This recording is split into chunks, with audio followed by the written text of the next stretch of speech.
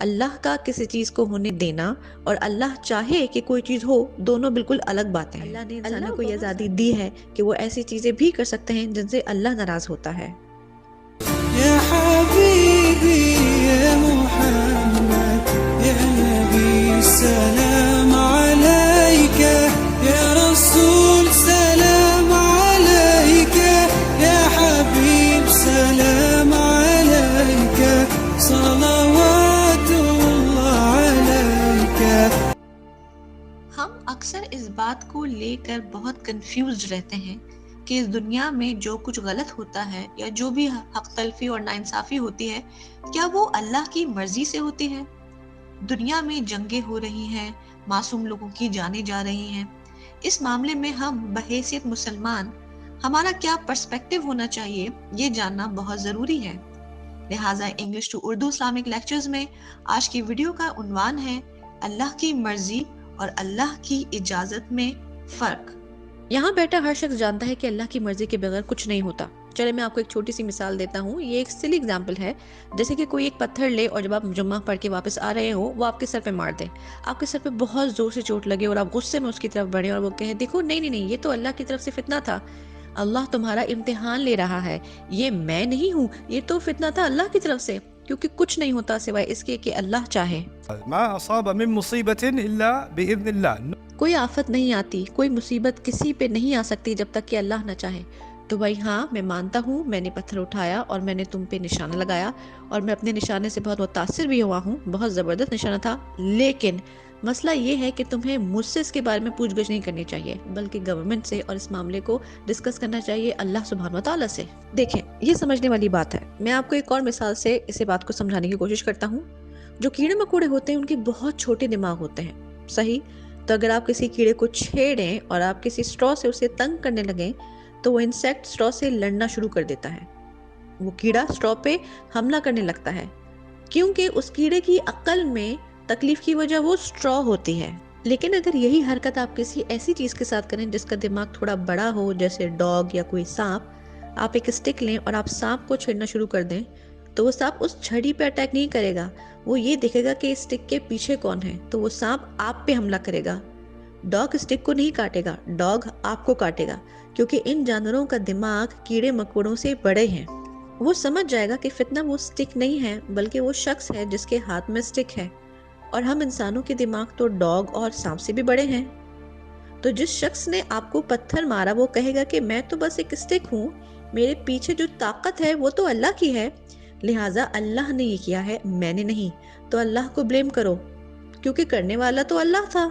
تو یہ آئیڈیا کہ بھائی جو کچھ بھی ہوتا ہے وہ تو اللہ کے حکم سے ہوتا ہے، تو جو بھی برا ہو ہمارے ساتھ ہمیں اللہ کو اس کا ذمہ دار ٹھہرانا چاہیے، تو اس معاملے کو سمجھنے کے لیے پہلے میں چاہوں گا کہ آپ اس مسئلے کو سمجھیں۔ اچھا، اب اس مسئلے کا حل ہم کیسے معلوم کریں؟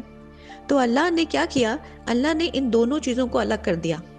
اللہ کا کسی چیز کو ہونے دینا اور اللہ چاہے کہ کوئی چیز ہو، دونوں بالکل الگ باتیں ہیں۔ اللہ بہت ساری چیزیں ہونے دیتا ہے اس دنیا میں جس کے ہونے سے اللہ کو بہت غصہ آتا ہے۔ انفیکٹ ہمیں قرآن میں ملتا ہے کہ اللہ ناراض ہوا۔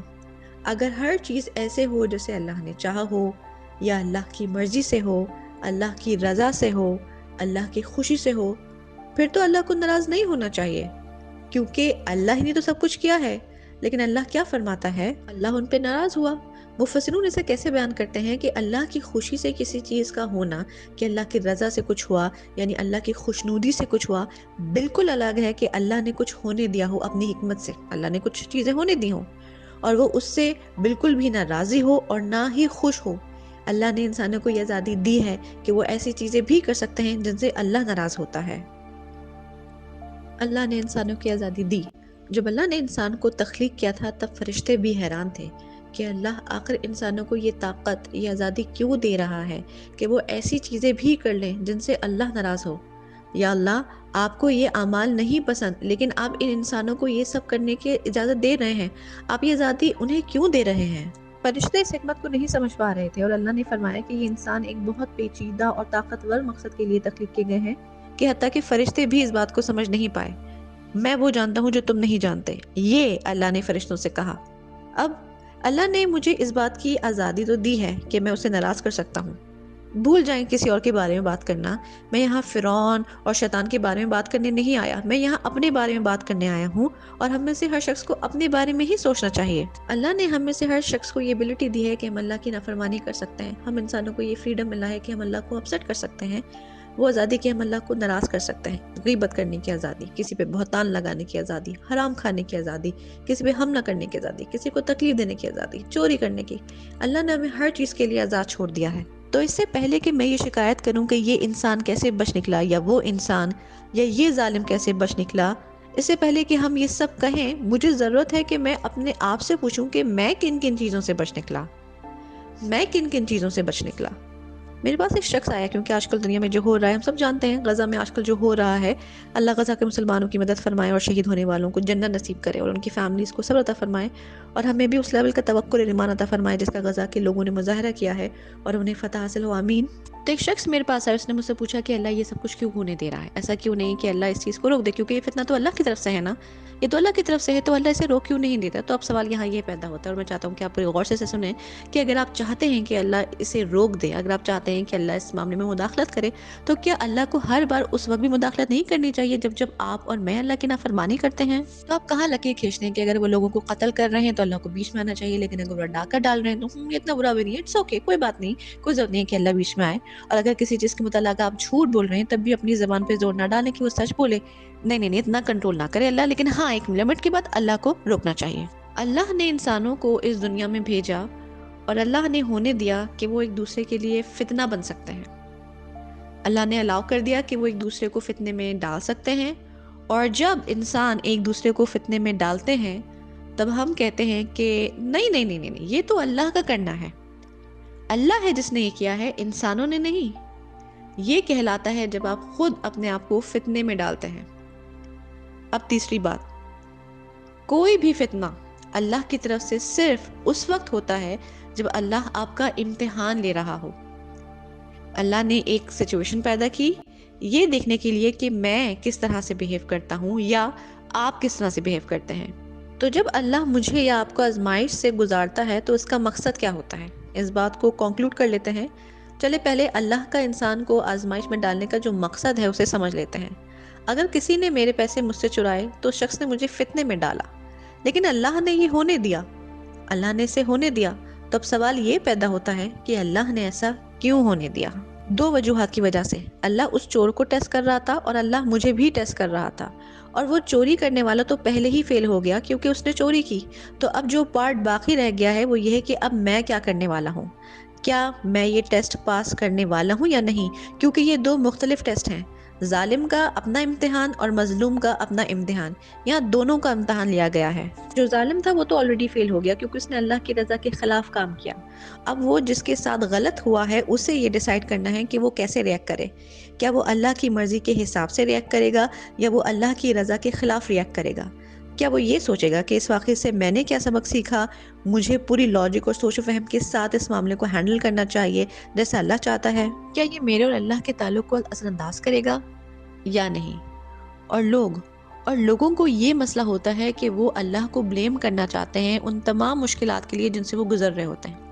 میں آپ کو بتاؤں، اللہ نے یہ ہماری فطرت میں ڈالا ہے، ہیومن نیچر میں یہ بات ہے کہ، اور اس بات کو سمجھنے کے لیے مسلمان ہونا بھی ضروری نہیں، کہ اصل میں انسان ہی ہوتے ہیں جو ایک دوسرے کو مشکلوں میں ڈالتے ہیں۔ اگر آپ اپنی کار سے ڈرائیو کر رہے ہوں اور پیچھے سے کوئی آپ کو ٹکر مار دے، اللہ آپ کی حفاظت کرے، لیکن اگر ایسا ہو کہ کوئی پیچھے سے کار کو ہٹ کرے، اسی لمحے آپ یہ نہیں کہیں گے یا اللہ یہ فتنہ کیوں آیا، ایسا نہیں، بلکہ آپ پیچھے مڑ کے کہیں گے یہ کیا بھائی فون پہ لگے ہو، امیڈیٹلی آپ اس بندے پہ غصہ کریں گے جس نے آپ کو ہٹ کیا۔ آپ اللہ کو بلیم نہیں کریں گے، اللہ کو نہیں، بلکہ آپ کہیں گے نکالو اپنا ڈرائیونگ لائسنس، پولیس کو بلاتا ہوں، آپ اسے ذمہ دار ٹھہرائیں گے اسی وقت، ہے نا۔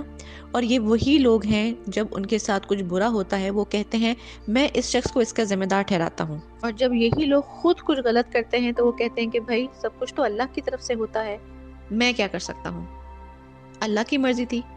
دیکھا آپ نے، یہ تو منافقت ہوئی نا، ہے نا، دوسروں کو تو ذمہ دار ٹھہرا دوں مگر خود کو نہیں۔ تو لوگ اس طرح کا فلسفہ بنا لیتے ہیں اور اس کے بارے میں باتیں کرتے ہیں اور خود اپنے آپ کو فتنے میں ڈال لیتے ہیں۔ تو پھر اللہ ایسے لوگوں کے بارے میں فرماتا ہے کیا وہ پہلے ہی فتنے میں نہیں گر گئے؟ کیا وہ خود نہیں گر گئے تھے؟ اس لیے اللہ کی کتاب قرآن کا مطالعہ کرنا اور اس پہ غور و فکر اور تدبر کرنا بہت ضروری ہے۔ قرآن پڑھنا آپ کے اور میرے لیے بہت ضروری ہے، اور اللہ جو بھی کرتا ہے اس کے پیچھے ایک پرپز ہوتا ہے۔ بغیر حکمت کے اللہ کا کوئی حکم نہیں ہوتا۔ اللہ نے مجھے بغیر پرپز کے نہیں بنایا، اور کوئی بھی سچویشن جس میں اللہ ہمیں ڈالتا ہے بغیر مقصد کے نہیں ہوتی۔ لوگ ایک دوسرے کے ساتھ بہت بری چیزیں کرتے ہیں، لیکن اللہ ان بری چیزوں کو الاؤ تو کرتا ہے، لیکن ہمیشہ پیچھے ایک مقصد یا حکمت کے ساتھ۔ اسی لیے تو اللہ الحکیم ہے۔ تبھی تو کہتے ہیں کہ اللہ کے ہر کام کے پیچھے کوئی نہ کوئی تدبیر ہوتی ہے۔ ہر چیز اللہ کی پلان کی ہوئی ہوتی ہے، حتیٰ کہ وہ چیزیں بھی جو ہم پلان کرتے ہیں اور اتنے اچھے سے ہم پلان بھی نہیں کرتے، اس کے پیچھے بھی اللہ کی عظیم حکمت ہوتی ہے۔ میری دعا ہے کہ ہم ان لوگوں جیسے نہ بن جائیں جو خود فتنے میں گر جاتے ہیں، جو اللہ کی طرف سے آزمائشوں کو غلط وجوہات کی بنا پر لوگوں سے منسوب کرتے ہیں۔ لوگ اپنے مفاد کے لیے ایک دوسرے کے ساتھ غلط کرتے ہیں، لیکن اللہ مجھے آزماتا ہے میرے خود کے فائدے کے لیے۔